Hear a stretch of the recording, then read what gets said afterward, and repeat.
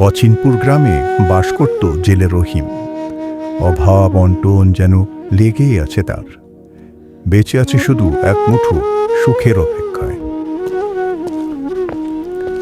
প্রতিদিনের মতো মাছ ধরার জন্য রওনা হলো। নৌকাটা ছিল বাড়ি থেকে বেশ খানিকটা দূরে। ঘন জঙ্গলের মধ্য দিয়ে হেঁটে চলেছে নৌকার উদ্দেশ্যে।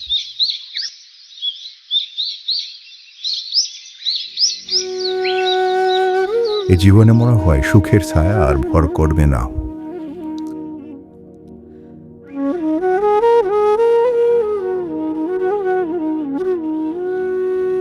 মাছ ধরার জন্য মাঝ নদীর দিকে যেতে লাগলো রহিম।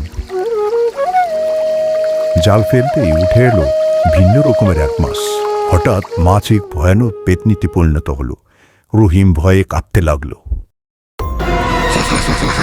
ভয় নেই তো, তুই আমাকে মুক্ত করেছিস।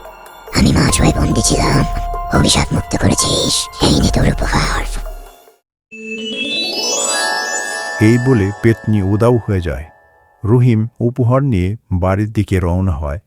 পেতনি রহিমকে অনেকগুলো স্বর্ণমুদ্রা দেয়। রহিমের অভাব দুঃখের অবসান ঘটে। সে স্বর্ণমুদ্রা বিক্রি করে নতুন ঘর তৈরি করে। সে সুখে শান্তিতে দিন যাপন করতে থাকে।